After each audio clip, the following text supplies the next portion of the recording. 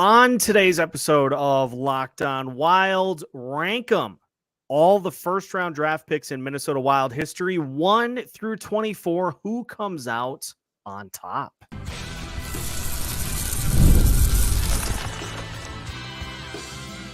You're Locked On Wild, your daily podcast on the Minnesota Wild. Part of the Locked On Podcast Network, your team every day. What's happening, everybody? Welcome into another episode of Locked On Wild, your daily Minnesota Wild podcast, part of the Locked On Podcast Network. We are your team every day. We thank you for making Locked On Wild your first listen each and every day. Make sure you subscribe on YouTube and your favorite podcast platform so you don't miss any new episodes throughout the week. Today's episode of Locked On Wild is brought to you by FanDuel. Make every moment more. Right now, new customers get $150 in bonus bets with any winning $5 bet. That's $150 with any winning $5 bet. Visit FanDuel.com/LockedOn to get started. On today's episode of Locked On Wild, Isha Jahromi of the Sota Pod joins us as we take a look at the first-round picks in Minnesota Wild history, all of them. We're going to rank them 1 through 24. My name is Seth Topal, your daily Minnesota Wild insider, and very fitting that on the day that the IIHF Worlds get started, it's a Sota Pod-sized Friday. Isha Jahromi of the Sota Pod joining us here today. Isha, in addition to the frenzy that has been Stanley Cup playoff hockey, we get a little more here over the next couple of weeks. So I'm excited for that and always excited for a Sota Pod-sized Friday here on Locked On Wild. Hey, Vancouver Canucks came back in their game, so we're smiling, baby. Leafs are out. Canucks up 1 in the series. We're all smiles, baby. We're all smiles. Now, if you're wondering, well, hey, how come you guys aren't talking about the Worlds? Well, we've got a preview coming up for you later today, so fear not.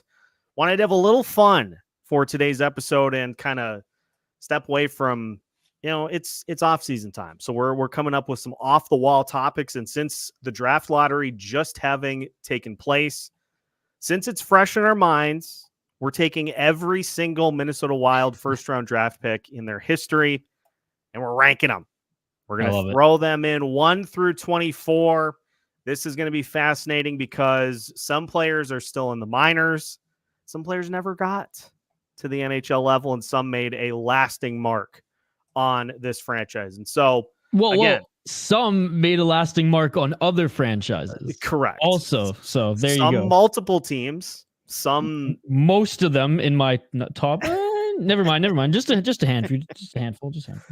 Some of them made a lasting mark with multiple franchises after the Minnesota Wild. My number 1 and number 2, maybe those fitting those bill, but we'll see. Spicy. So yeah, we're gonna look at all of them. We're just gonna go in order, but then we'll the reason that I'm doing it this way, Isha, is because there's a TikTok trend where people have like a topic like top 5 fast food restaurants, right? And they'll roll them at random, and they have to like rank them without knowing what's coming next. So it's like 1 through 5, you get like Burger King. You're like, I got to go 3 here. So we're kind of doing 3 out of 5. Yeah, 3 out of 5. Then we're going 1.4 or 1.2 out of 5. But sorry, you might get somebody below that or above that, and you're like, oh yeah, these rankings are cooked already. So it's gonna be chaos. Now, we start with one of the most notable first ever pick in Minnesota Wild draft history. That, of course, being Marian Gaborik, taken 3rd overall in the 2000 draft. All told, he had 407 goals, 408 assists in 1,035 games played. Not all with the Wild, but all told in his storied career. Is it enough, Isha, taking full body of work into consideration? Is that enough to put him as the number 1 selection in Minnesota Wild history? Are we getting a bombshell right off the bat here? I think that there is a big argument to put him at number one. And honestly, for me, the biggest edge in that argument is he has a Stanley Cup, right? Yeah. But was he a top six player when he won the Stanley Cup, or was he part of a bigger group that brought in star players that weren't necessarily in the top six because the team was that stacked with young guns and other top guys in the LA Kings, right? That team was so stacked, whereas like Mike Richards was on the third line and Gaborik was part of, that core that didn't necessarily always play in the top six, but he won a cup nonetheless, and he had some good years in LA. Some might say his best years are in Minnesota. Some might say his best years are with the Rangers. They were kind of both, like, he was in his prime throughout those two runs. I'm going to be controversial off the bat. Like I said, I think like there's a huge argument that Gaborik could be number one. I'm putting Brent Burns number one, dude. The 20th overall, 2003. I mean, he's been good everywhere he has gone. Yeah, hasn't won that Lord Stanley yet, but this Carolina Hurricanes, whether the league's helping them out or not, some might say, based on how this game's going today at the time of this recording, but that's okay because I'd rather see Carolina win than the Rangers. He's still a top four D-man at 39 years of age, 255 goals, 626 assists. I mean, man, he's been a forward and a defenseman. So for me, Brent Burns is their best draft pick ever, but yeah, Marian Gaborik, definitely an argument there. Honestly, though, 1,415 games for Burns. And like you said, he still has been a prominent figure ever since he came into the league. It's not like he's getting sheltered minutes at this point in his career. Like, he's still churning it out for the Carolina Hurricanes, playing a huge role for them. He did the same thing for the Sharks after he was dealt from Minnesota. Like, he has been a legitimate, and especially on the offensive side, he's been a legitimate, like, stud offensive defenseman for this throughout this league. And with Carolina, he's been a stud defensively as Rod the Bot has said that, like, no, like all these defensive concerns and things like that was him playing a little bit more of an offensive system, playing in a little bit more of an offensive system. No one's really asked him to do these defensive stuff that I've asked him to do. And he's performed. And, in the playoffs, 116 games played, 23 goals, and 74 points. I mean, yeah, that might be controversial right out of the gate, mostly because I have Gaborik at number two as we're going to move on here. But like, I think that it's one or the other. It's one or the other, Burns or Gaborik for me. Well, and I think people are going to be more than okay with it, just as long as I think a lot of people assume that if you're doing a rankings like this, that you're just going to put the guy who was taken in 2001 as the top of the list. And so the fact that it's not Koivu, I think is going to put a lot of people at ease. So we're going Burns. We'll go Gaborik number two. As far as the number three spot goes, you gave me a little peek at your list before we started recording. Just hit me with number three, because I actually really like this. I got Joel Eriksson Ek, man. The 20th pick in 2015. He's a stud. He's well-rounded. I mean, he's a top player. He's a top player who came at 20th overall, right? Yeah. One of the best two-way players in the league. I think he was absolutely robbed of a Selke, top three voting spot, even though he's going to land probably like 4 or 5. Still, I think he's absolutely robbed of that. He scores goals and plays on special teams. He's both special teams, penalty kill, power play. He can play with the studs of the Minnesota Wild. He can play with the bottom guys and still produce and do what that line is meant to do out there.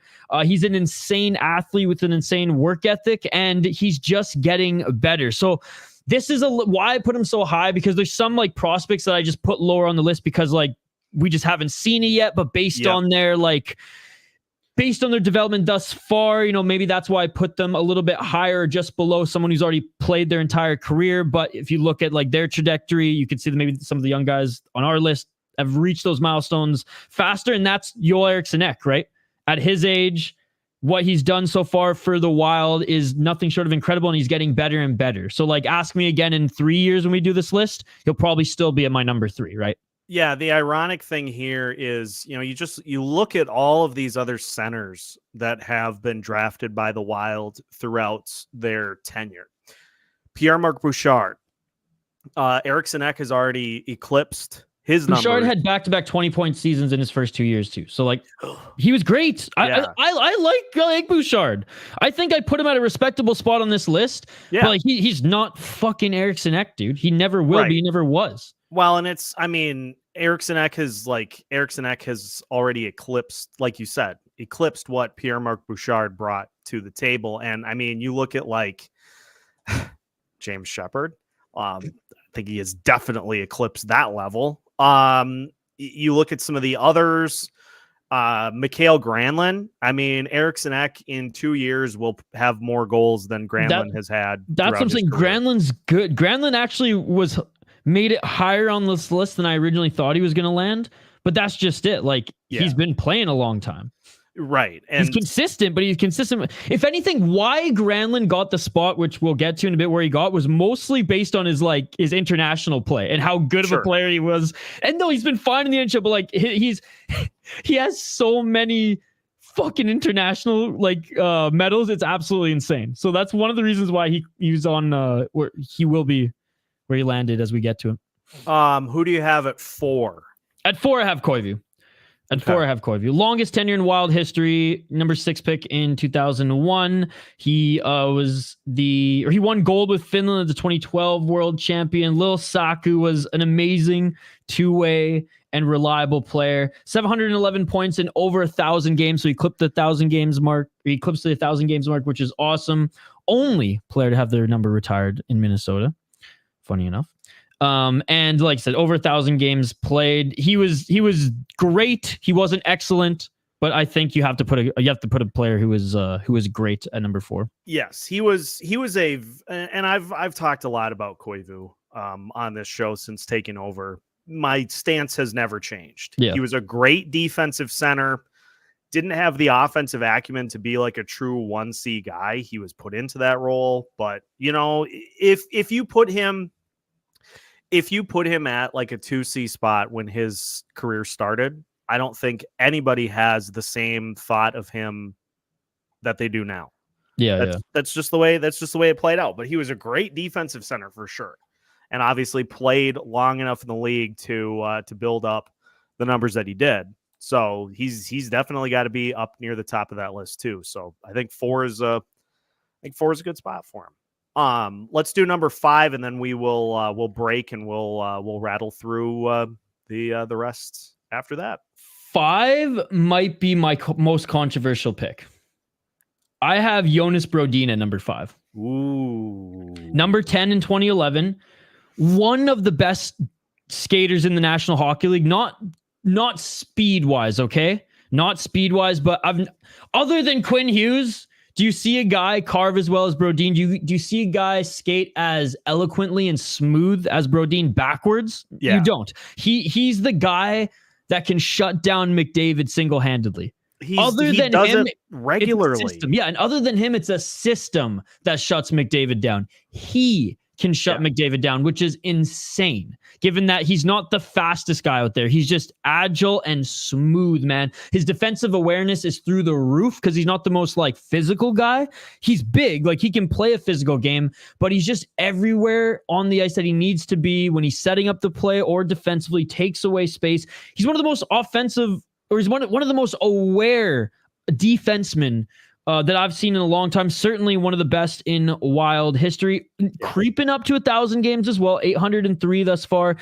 Again, the offense isn't there, but that's not what he was drafted for. That's not the type of player he was ever going to be. 20 to 30 point guy, which is solid for a dude who is more defensive first. Yeah. And he's the Wild's best defenseman in history before Brock Faber. Let's be honest. I can't argue that. Because, like you said, he has made a living shutting Connor McDavid down and not just Connor McDavid. Connor McDavid's most notable because we've seen it play out so many times. Yeah. But that's just part of the resume that Brodin brings to the table. So I like him at 5. We will continue with the list. We'll rapid fire through the teens here when we come back, but we'll continue to rank all of the first round picks in Minnesota Wild history with Isha Jahromi of the Sota Pod as we continue today's episode of Locked On Wild after this. Today's episode of Locked On Wild is brought to you by Indeed. There is no I in team, but there is one in Indeed, and that's the hiring platform you need to build yours. When you're hiring, you need Indeed. Instead of spending hours on multiple job sites searching for candidates with the right skills, Indeed's powerful hiring platform can help do that for you. With Instant Match, over 80% of employers get quality candidates whose resume on Indeed matches their job description the moment they sponsor a job, according to Indeed Data US. Join more than 3 million businesses worldwide that use Indeed to hire great talent fast. Start hiring now with a $75 sponsored job credit to upgrade your job post at Indeed.com/locked on. Offer good for a limited time. Claim your $75 job credit now at Indeed.com/locked on. That's Indeed.com/locked on. Terms and conditions apply. Need to hire? You need Indeed.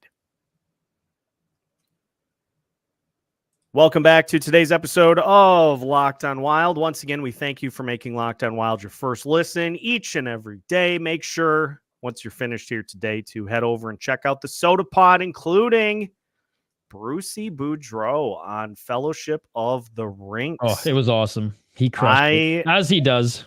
I'm saving it for work tomorrow because that's a good one. I have a bunch of stuff I have to get done at my desk, and so I've got that in the hopper for tomorrow. Cannot wait to listen because Boudreau is an all-timer. So that should be very exciting to tune into. But that's just another day in the office for Fellowship of the Rinks as part of the elite roll of content from the Sota Pod. So make sure to check it out, Locked On Wild listeners. And the best part about it, Isha, I know a lot of Locked On Wild listeners frequent the Sota Pod too, because I see them. I see them in the chat, in the comments. I love you guys. You guys are awesome. Pop in the streams quite regularly, and it's the same cast. It's the same cast, just watching a different show. It's amazing. It's elite.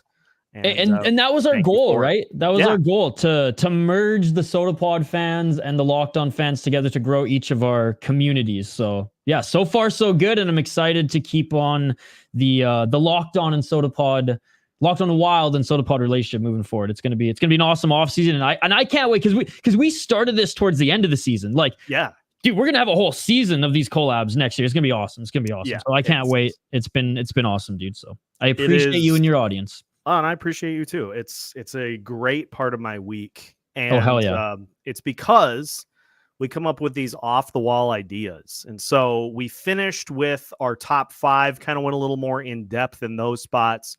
We'll rapid fire a little bit more to get between 6 and 24. And, at the end of this list, as we'll talk about in the final segment today, a lot of those guys will be, that back half of this list will be players that have not yet hit the NHL level, but there are some guys that the Wild drafted some who never did. Yeah, so, some who never did. Yeah, looking at you, AJ Thielen. Oh man.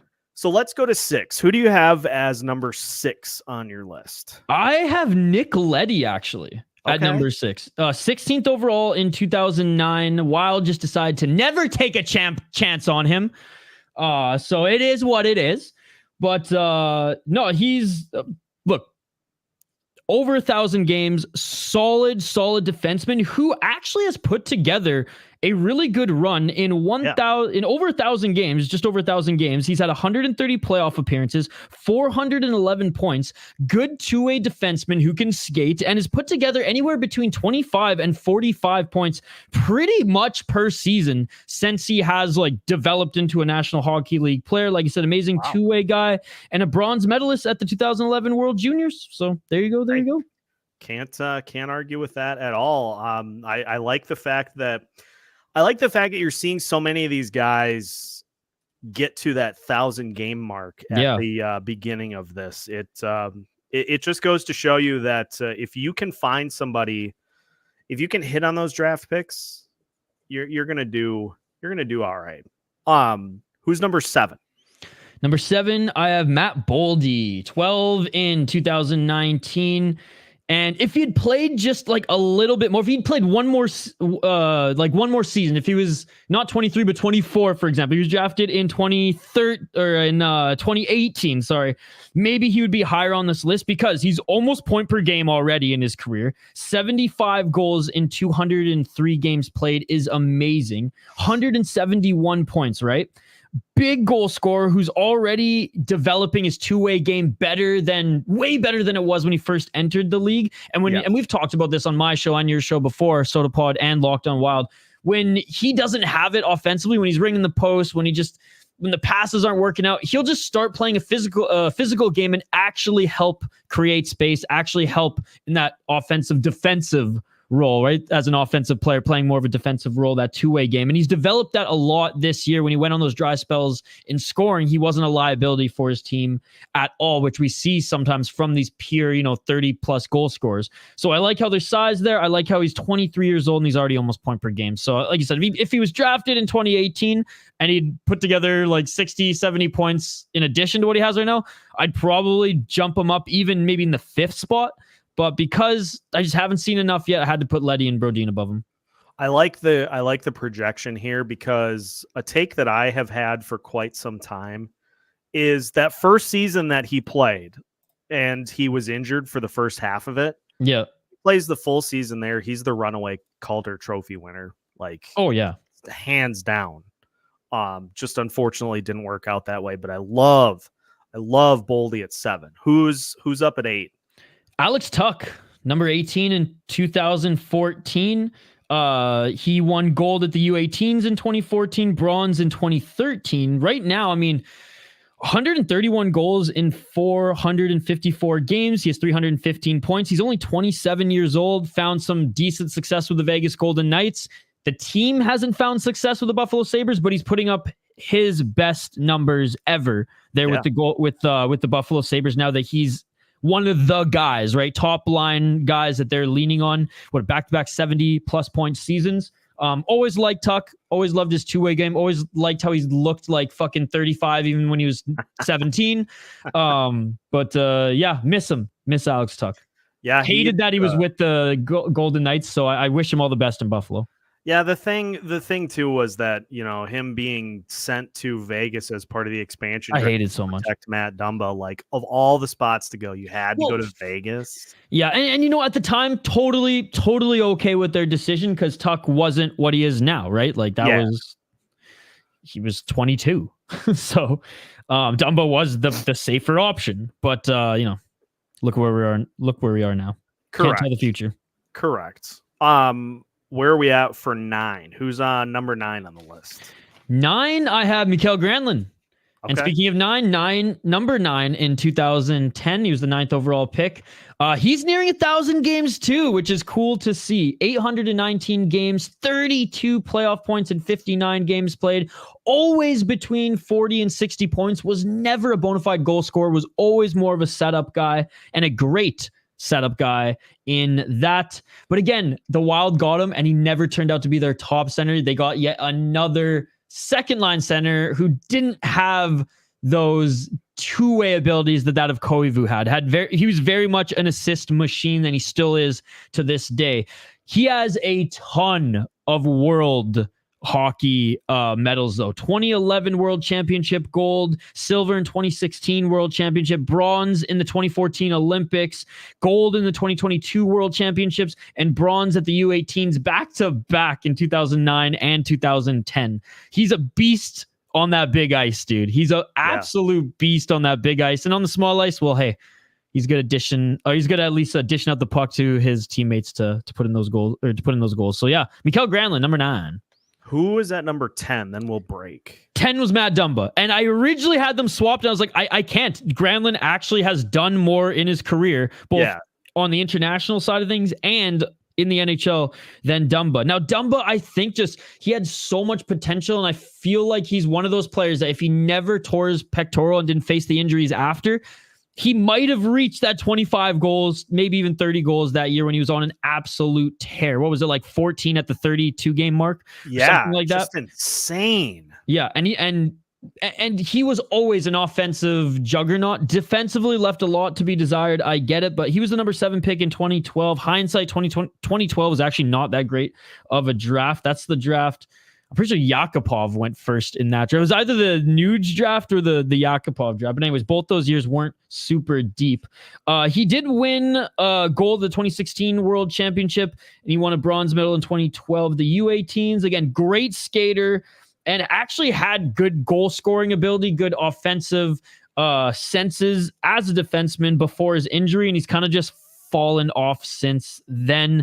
The wires seem to be crossing a little bit more, and I'm sure the couple years back was just frustration that like where he was able to think and do, he wasn't able to do that as anymore. Yeah. And the adjustment period to maybe change up his game is just not going that well at the age of 30 now. But regardless, overall has had a decent career despite facing injuries. So Matt Dumba, number 10. Yeah, that injury completely altered the course of his career. He had 12 goals in 32 games in 2018, 2019. Unreal. I remember that run too, man. I was all in on Matt Dumba. And what a difference a fight makes. I used to watch him in Red Deer, actually. I used to watch him in Red Deer because when I lived in Calgary, I had season tickets to the Calgary Hitman, and I would travel with the supporters group. I never rode the Hitman bus, but I drive behind it. They literally bought an old yellow school bus and painted it like "Go Hitman" in the WHL, and supporters group would meet downtown. They jump on the bus, they drive to Red Deer because Red Deer is like an hour and a half north of Calgary, not even. And really nice rink in this random town in between, like the biggest town between Calgary and Edmonton is Red Deer. Awesome rink. The Hunters own that team, the Hunter family. I believe it's the Hunters anyways. One of them owns London, one of them owns Red Deer. Don't quote me on that, but NHL family owns Red Deer. Now I got to look it up while we're in the break here. But awesome rink, and Nugent Hopkins played there the same time as Dumba, and Dumba was a thorn, man. He was a fucking thorn in our ass as far as being a Calgary Hitman fan. So I actually been watching Dumba since he played in junior, man. Found his way to the Tampa Bay Lightning this year via the trade deadline. That still just was weird to me, seeing him in that uni. But yeah, Dumba 10. What could have been had he not torn his pec? But Sutters, sorry, not the Hunters. The Hunters are the London Knights. Sutter family works with Red Deer. Sorry, I knew it was a big name in the NHL family. But anyways. We will roll through the rest of the list here as we wrap up with a short segment to close it. Isha Jahromi of the Sota Pod joining us here on today's episode of Locked On Wild. We're ranking them top first round picks in Minnesota Wild history. More to come after this. Today's episode of Locked On Wild is brought to you by FanDuel. It is winner take all time in the NBA and the NHL, and FanDuel is giving you a shot to bring home a big win of your own. Right now, new customers get $150 in bonus bets with any winning $5 bet. That's $150 to bet on spreads, money lines, player props, and more. If you're looking for something, Minnesota Timberwolves take on the Denver Nuggets tonight at home at the Target Center. Do it. You know you want to. So $5 there gets you $150 if the Wolves win, which it probably will. Then that gets you the rest of the weekend and beyond. So visit FanDuel.com/LockedOn to make every playoff shot count. FanDuel, America's #1 sportsbook. Final segment of today's episode of Locked On Wild. Once again, we thank you for making Locked On Wild your first listen each and every day. Isha Jahromi of the Sota Pod joining us here today. Final segment to close, Isha. Let's just go through the names for 11 through 24 because we got a bunch to go through. We went in depth on the top 10, so I feel like we can just go through the names here the rest of the way. Who's up at 11? Marco Rossi, man, number 9 in 2020. And I know his first quote unquote season with the Wild, it wasn't a full season. He didn't get the opportunities in the top 6 that he got this year. So yeah. And in his second year had an awesome year, came in, didn't just have 20 points like a pure Marc Bouchard, for example, who had 20 points his first 2 years before taking that next step. In his first year, we actually got some opportunities, got the looks. Marco Rossi had an awesome year, went 20-20 essentially. So I got him at number 11. Love it. We're projecting that he continues that role to get to himself in that 11 spot going forward. Who's up at 12? Oh, I just mentioned his name, Pierre-Marc Bouchard, man, number 8 in 2002. And again, they were hoping he'd be their top center. He kind of developed and became their 3-2 at times. Short career, but a fun career, especially when he was buzzing with the Wild. Number 13. Luke Cunnin, number 15 in 2016. Just over 200 games, I believe, over 100 points. Serviceable player wherever he has landed. Yeah, didn't meet the expectations that the Wild hoped he would, but he still has a job and he's still getting ice time and he's still playing. Yeah, he's putting up points in other teams. So he's still making his way through the league. So that's certainly got to count for something. Absolutely. Number 14. Benoit Pouliot. I have him at 14. Number 4 in 2005. Another one of those guys, kind of like Luke Cunnin will throughout his career. Benoit Pouliot didn't pan out as the top guy the Wild hoped he would. I mean, absolute stud in junior, though. Holy crap. Yeah. I mean, became a veteran in the NHL, became a journeyman, third lines here and there, helps teams who needed just some other pieces at their bottom end, and every now and then got an opportunity on special teams too. Just a shame that had to happen with the 4th overall in 2005. Oh, it happens, though. It happens. I mean... We'll get to a few more on that same vein. Who's next up? Number 15? Jesper Wallstedt at number 15. He was the 20th pick in 2021. It's hard to put a goalie super high on a list like this, especially because goalies do get drafted pretty late these days. But I think ranking him 15 is appropriate just because, again, we don't know if he'll make it to the show and then just fall off, because we see that happen with goalies quite a bit. We see that happen with, every player here and there, but we see that happen with goalies quite a bit. So far he's checked every box, so I have nothing bad to say about a Jesper Wallstedt. So I got to put him not at the bottom of the list because he's a goalie and there's still question marks. He's checked all the boxes, and from what I've seen, I liked. He just doesn't have the NHL body work for me to put him up any higher. Yeah, that's perfectly acceptable. Just roll through, just list off the rest of what you have from 16 to 24. So honestly, man, I was hoping you'd give me the 18 to 24 because I have Liam Ugrin at 16. Okay. The number 19th overall pick in 2022. Again, small sample size in the National Hockey League, but just checked all the boxes. Playing pro overseas, World Juniors, though he doesn't put up the points, he looked really good in this last one.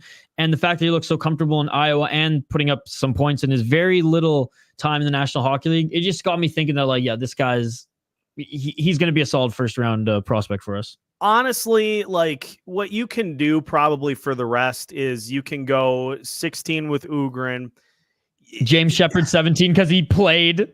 James Shepard, 17 because he actually played about 400 games. I think 393 was the tally. Yeah, but only put up 90 some points. 91 points. Total.